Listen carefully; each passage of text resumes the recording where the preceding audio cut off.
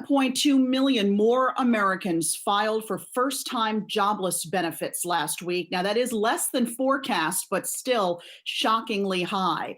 And there is less optimism this morning that the government could be stepping in to help the millions of Americans that are unemployed. Top Democrats and White House officials are still far apart and now signaling there may not be a stimulus deal before tomorrow's self imposed deadline. Now, some Republicans are floating a $25 billion bailout for the airline industry. And the president is once again saying he could take unilateral action on things like a payroll tax cut.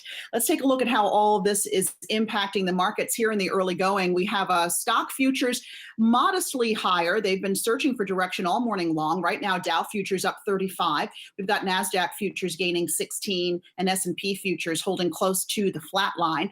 Let's dig deeper into today's news on the jobs front with Yahoo Finance's Emily McCormick. So, Emily, the coronavirus pandemic continuing to take a toll on the labor market. What's the latest?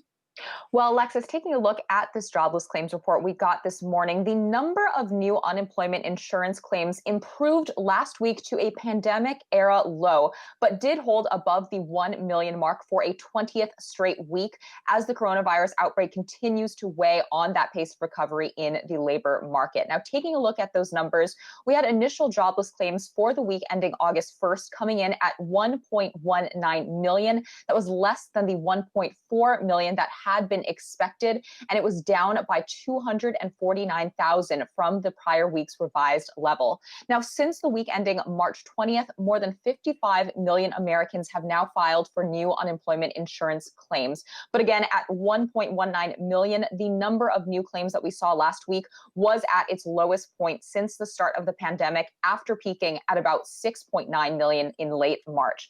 Now, this is also the first decline in new claims that we've seen in 3 weeks after we did experience back-to-back increases in mid-July.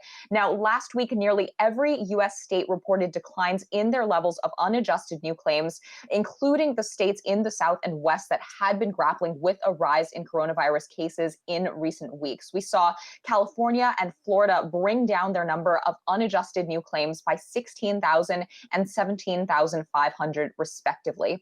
Finally, want to take a look at those continuing claims. Those also fell more than expected. They are reported on a 1-week lag. So for the week ended July 25th, we saw 16.1 million continuing claims versus the 16.9 million that had been expected. And again, just taking a look at the market reaction here, we did see stock futures pair losses and actually turn positive in the wake of this report, and it was better than expected.